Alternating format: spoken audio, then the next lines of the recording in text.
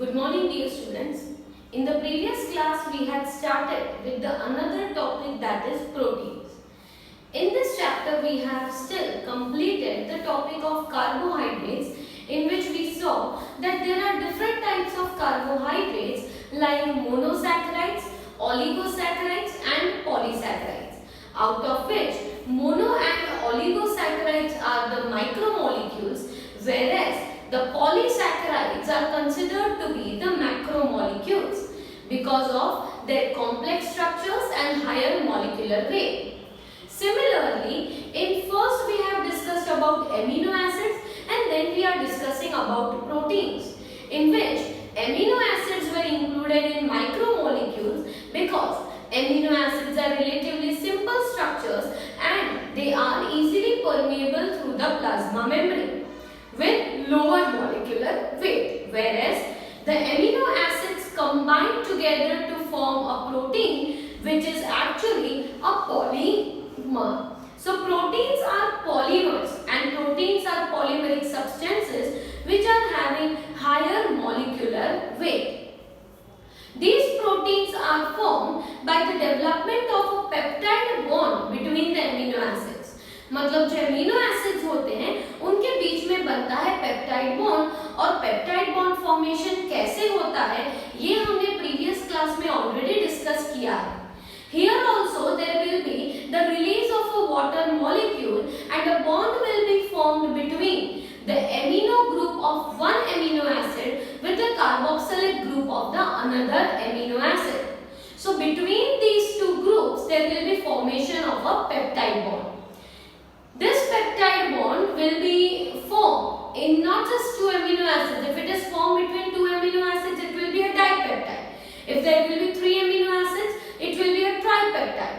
And similarly, if there will be 50 or more such amino acids in a chain, it will be referred as a polypeptide.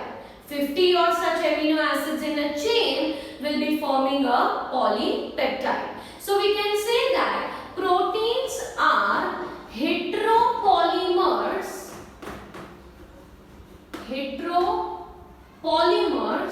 of amino acids. What are proteins? Heteropolymers of amino acids.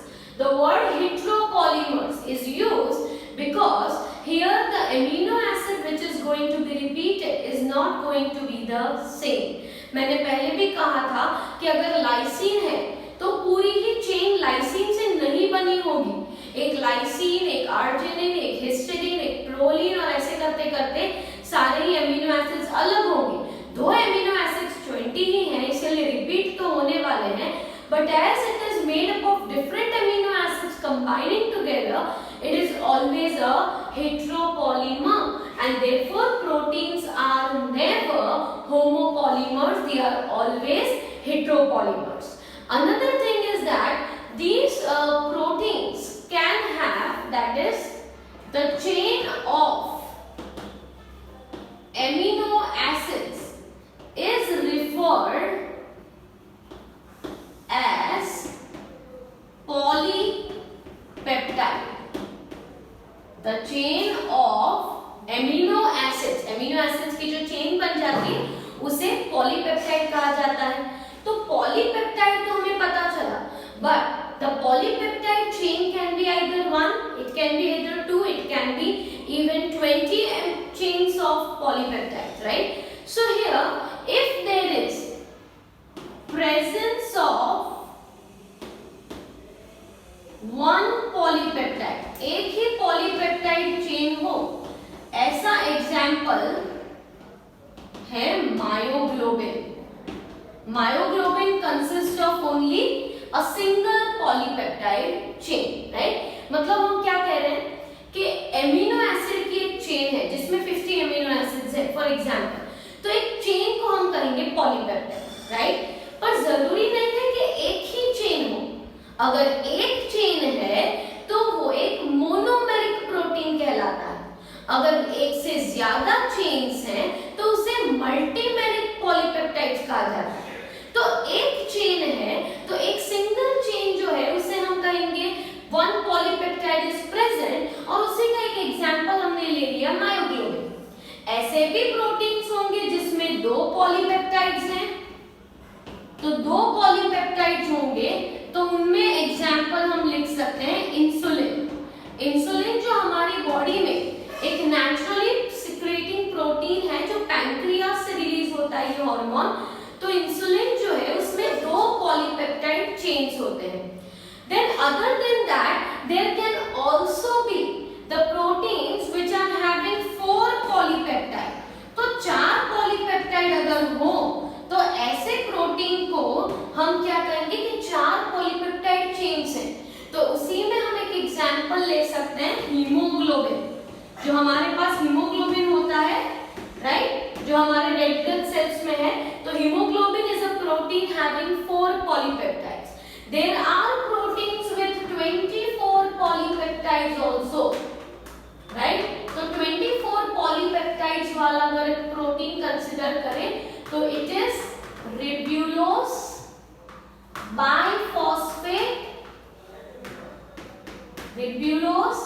biphosphate carboxylase is a protein which is having presence of 24 such polypeptide chains। इससे भी ज्यादा there is another enzyme called pyruvate dehydrogenase, 72 polypeptides हैं उसमें। तो आप समझिए proteins में कितने वेरिएशंस और कितनी कॉम्प्लेक्सिटीज हो सकती हैं। There can be very simple proteins which are made up of just 1 polypeptide and there can be many complex proteins which are made up of 24 polypeptide chains also, right?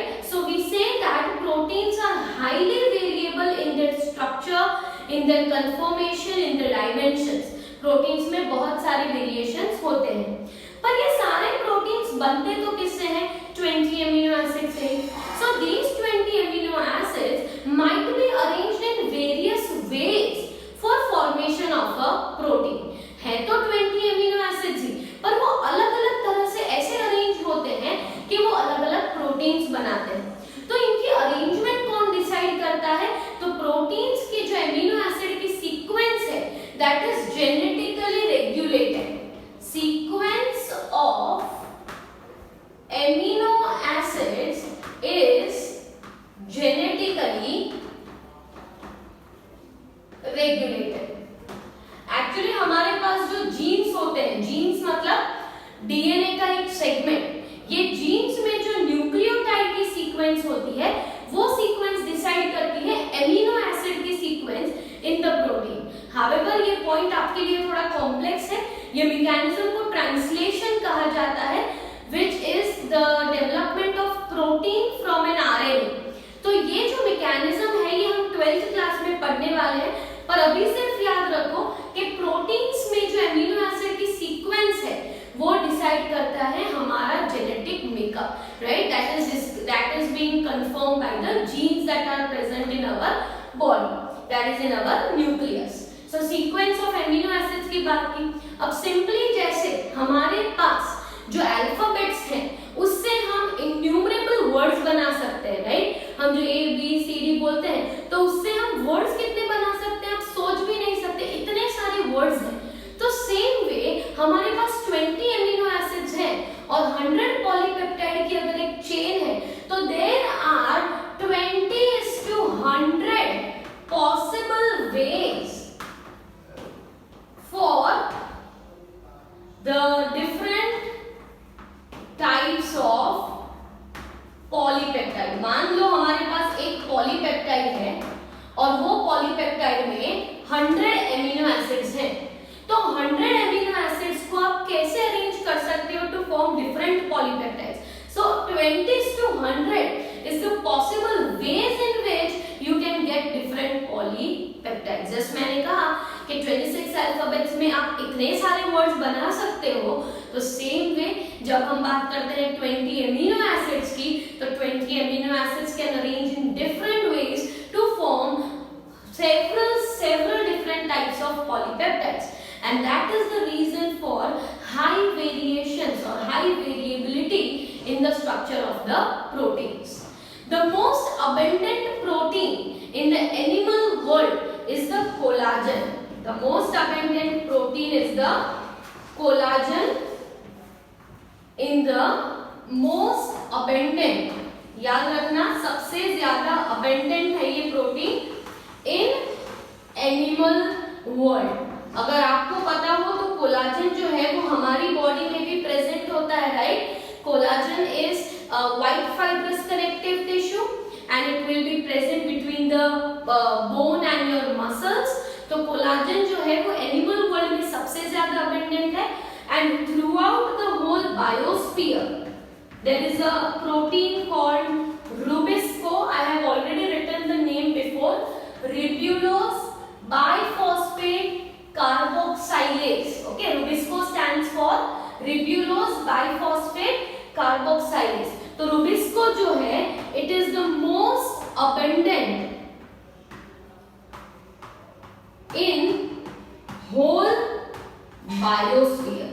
पूरे अगर biosphere में देखा जाए, वैसे तो प्लांट्स में abundant है पर प्लांट्स ही डोमिनेंट है यहाँ पे, इसीलिए throughout the biosphere the protein which is existing in the maximum amount is the rubisco।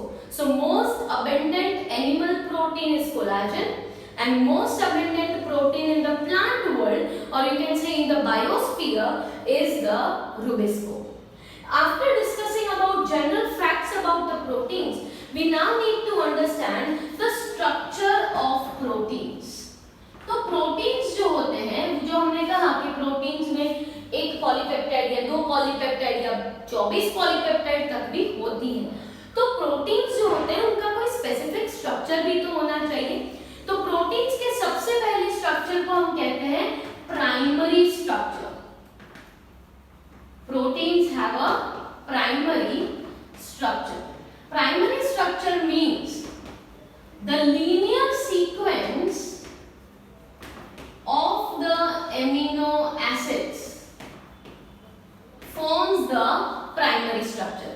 linear sequence of the amino acids मतलब ट्रांसलेशन मैकेनिज्म, जैसे मैंने कहा कि वहां से एक प्रोटीन सिंथेसाइज हुआ है जो राइबोसोम ने किया है। राइबोसोम से निकलने के बाद जो इनएक्टिव फॉर्म है प्रोटीन का, राइट, जिसमें सिर्फ क्या प्रेजेंट है, सीक्वेंस में एमिनो एसिड्स प्रेजेंट है, तो उस चेन को क्या कहा जाता है, प्राइमरी स्ट्रक्चर, राइट। जैसे कि amino acid number 1, amino acid number 2, amino acid number 3, in this way the chain that has formed, this continuous chain of amino acids is referred as the primary structure। तो ये primary structure में एक तरफ होगा N terminal और एक तरफ होगा सी टर्मिनल। अब एन टर्मिनल और सी टर्मिनल क्या है? एन टर्मिनल मतलब जो फर्स्ट एमिनो एसिड होगा उसका एमिनो ग्रुप फ्री होगा और जो लास्ट एमिनो एसिड होगा उसका कार्बोक्सिलिक ग्रुप फ्री होगा। तो फर्स्ट एमिनो एसिड का एमिनो ग्रुप क्यों फ्री है? क्योंकि इस तरफ एमिनो ग्रुप आएगा और दूसरी तरफ कार्बोक्सिलिक ग्रुप जो बॉन्ड बनाएगा with the amino group of the second amino acid। This carboxylic group is going to make a bond with the amino group of the third amino acid। In this way, the first N-terminal मतलब पहले जो amino acid है उसमें amino group free है और last में जो amino acid है उसमें carboxylic group free है।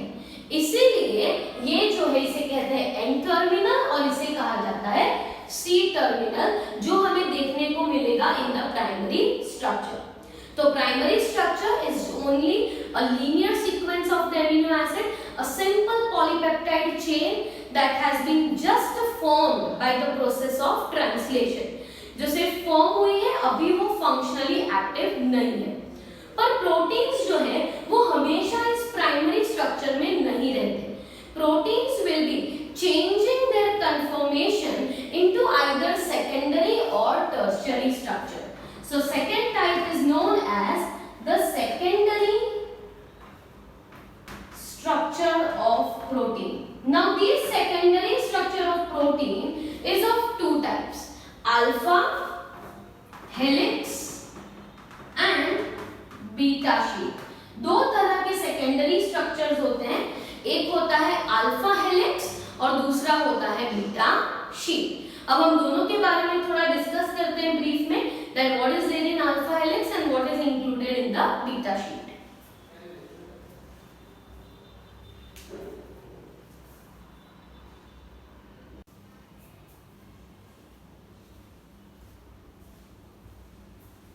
So as we said that the secondary structure of the protein can be of two types.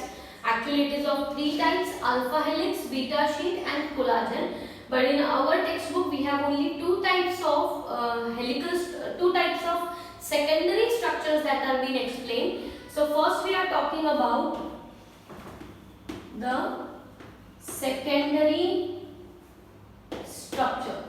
So in secondary structure, the linear chain of the amino acid or the linear polypeptide is getting coiled upon itself to form a helical structure.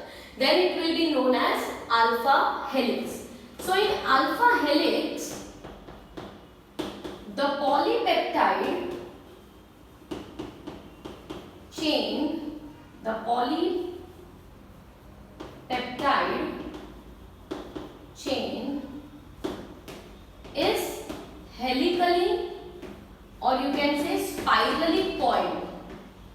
The polypeptide chain is spirally coiled. So this spirally coiled polypeptide chain is called the alpha helical structure, and this is always coiled in a right-handed manner. It will be coiled in a right-handed manner.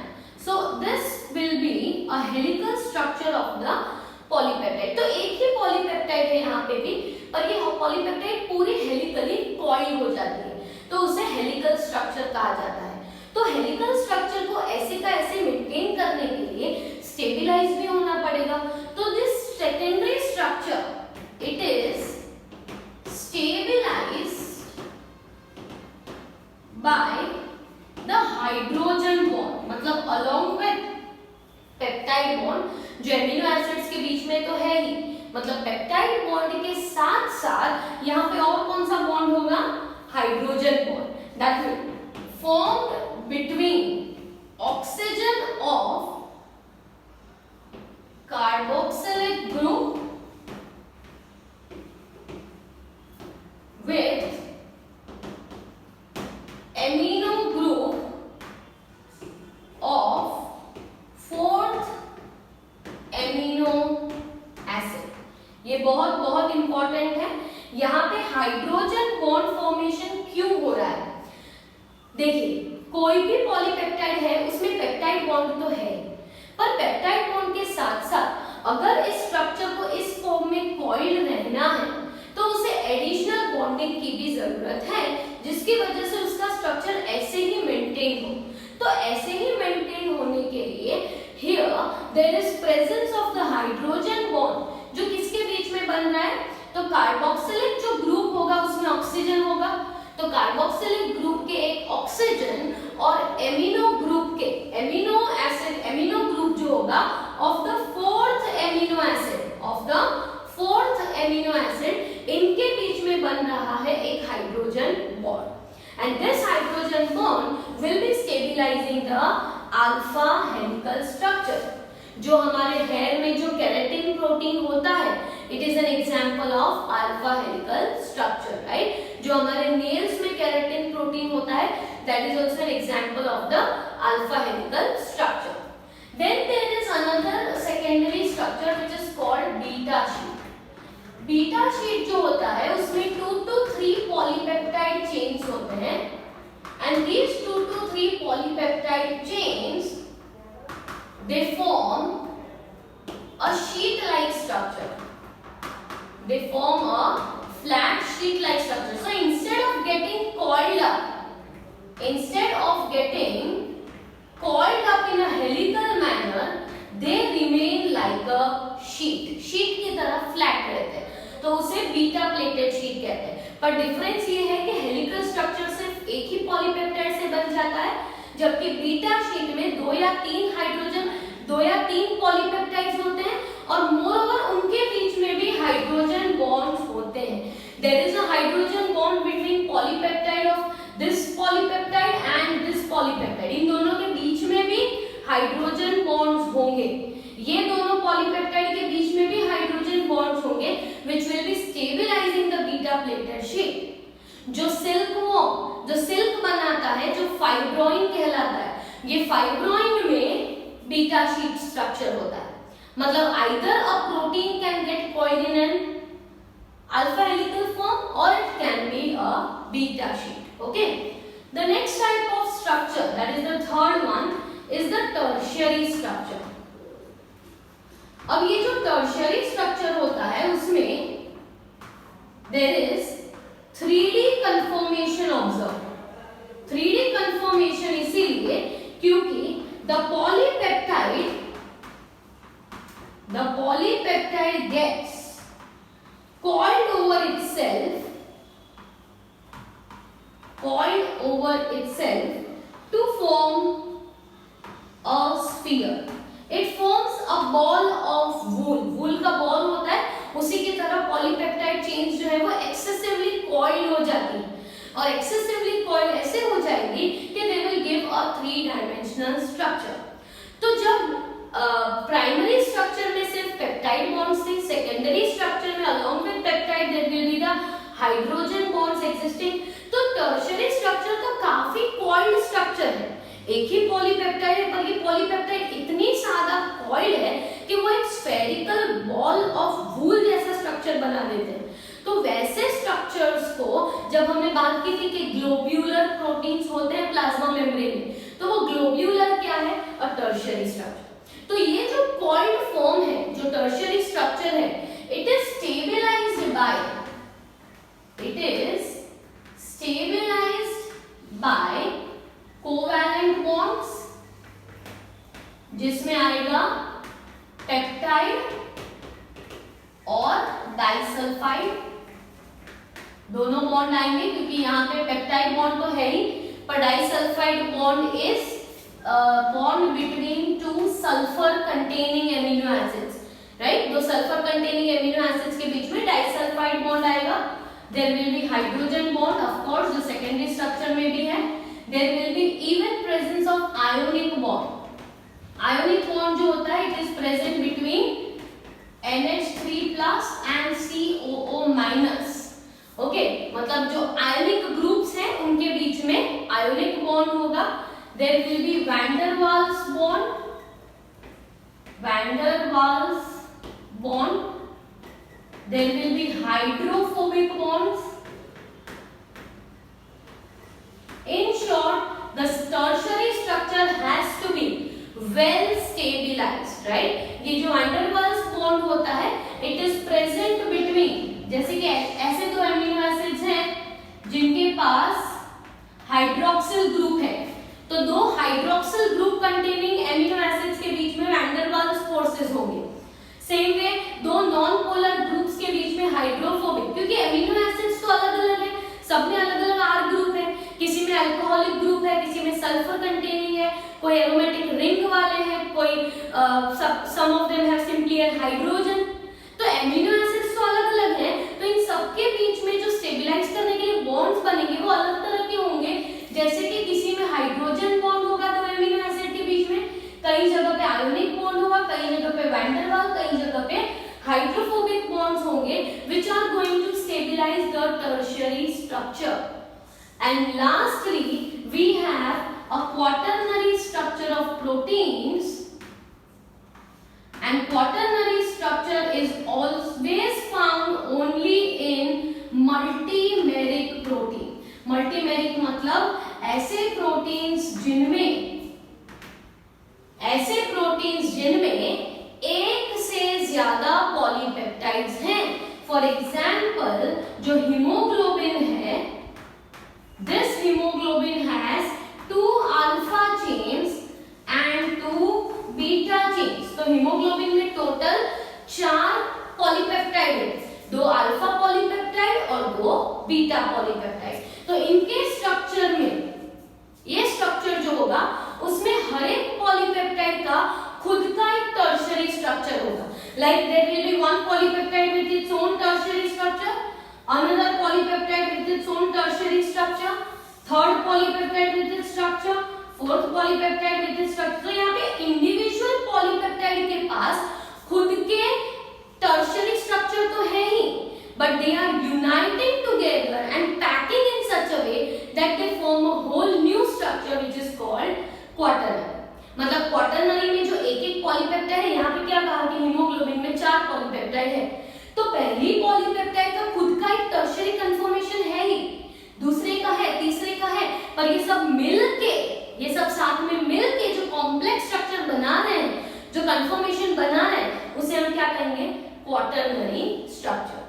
So that is 4 different types of structures of protein: primary, secondary, tertiary and quaternary. So this is very important topic and it will be definitely asked in many of the exams, and some of the examples also are very important to remember.